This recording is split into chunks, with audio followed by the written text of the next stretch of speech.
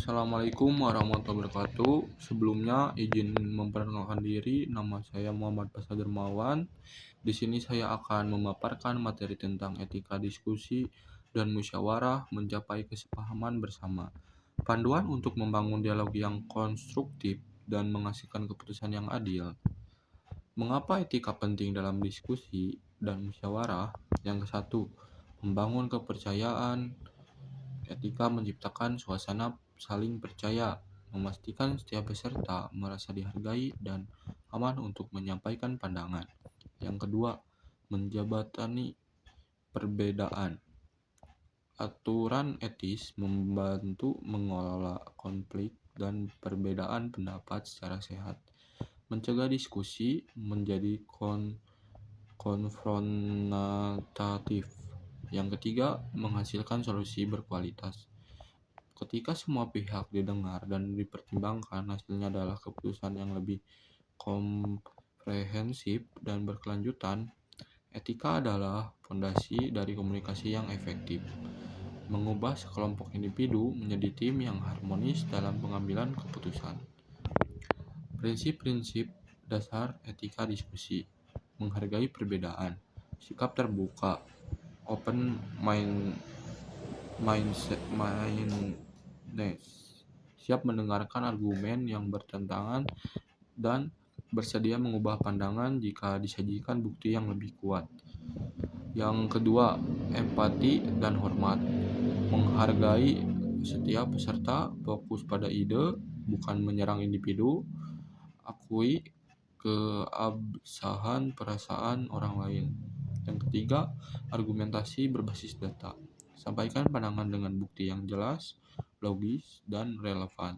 Hindari asumsi atau emosi semata. Yang keempat, keseimbangan berbicara, berikan kesempatan yang sama kepada semua orang untuk berkontribusi, jangan mendominasi atau memotong pembicaraan. Kiat praktis untuk diskusi yang konstruktif dan efektif. Yang ke-1, dengarkan secara aktif. Ulangi poin lawan bicara untuk memastikan pemahaman, tunjukkan perhatian nonverbal. Yang kedua, jelaskan tujuan bersama. Pastikan semua peserta memahami sasaran akhir musyawarah agar tetap fokus pada tujuan, bukan perbedaan. Yang ketiga, gunakan bahasa netral. Hindari penggunaan bahasa yang menghakimi, sarkastik, atau menyeritakan superioritas. Yang keempat, tepat waktu dan singkat. Sampaikan poin Anda secara ringkas, hargai batasan waktu dan alokasi yang diberikan kepada setiap orang. Peran moderator dalam membangun lingkungan diskusi yang sehat. Moderator adalah penjaga etika. Peran mereka krusial untuk memastikan proses berjalan adil dan produktif.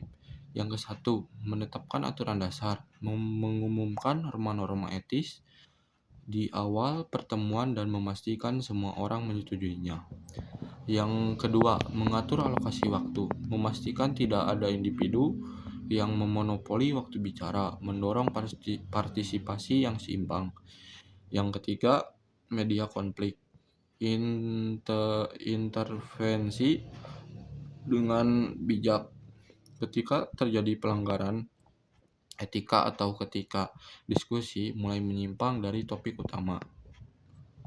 Yang keempat, meringkas dan klarifikasi secara berkala, merangkum poin-poin yang telah disepakati untuk menjaga momentum dan memahami kolektif. Studi kasus musyawarah yang berhasil versus yang gagal. Musyawarah yang berhasil, contohnya di gambar yang ini. Contoh musyawarah yang gagal di gambar ini juga. Jadi ada perbedaan ya. Yang ke-1 mah musyawarah yang berhasil, senyum-senyum, kayak seru lah. Kalau musyawarah yang gagal kayak bingung, putus asa, ya gitu. Manfaat menerapkan etika dalam musyawarah.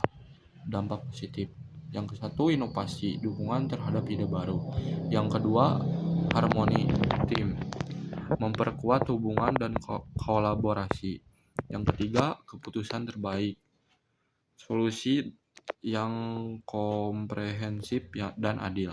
Yang keempat efisiensi waktu, menghindari perdebatan yang tidak perlu. Musyawarah beretika tidak hanya tentang proses yang baik, tetapi juga tentang menghasilkan output yang optimal bagi semua yang terlibat. Kesimpulan dan langkah-langkah selanjutnya membudayakan etika berdiskusi. Yang ke-1, perubahan mindset. Lihat diskusi sebagai kesempatan untuk belajar dan bersinergi, bukan untuk menang atau kalah. Yang kedua, latihan konsisten. Terapkan etika ini dalam setiap interaksi, dari rapat kecil hingga forum formal. Etika adalah kebiasaan yang dibangun. Yang ketiga, tanggung jawab pemimpin. Para pemimpin harus menjadi teladan etika dalam setiap komunikasi dan musyawarah yang mereka pimpin. Membudayakan etika diskusi adalah investasi jangka panjang dalam kualitas keputusan dan hubungan kita. Cukup sekian dari saya. Wassalamualaikum warahmatullahi wabarakatuh.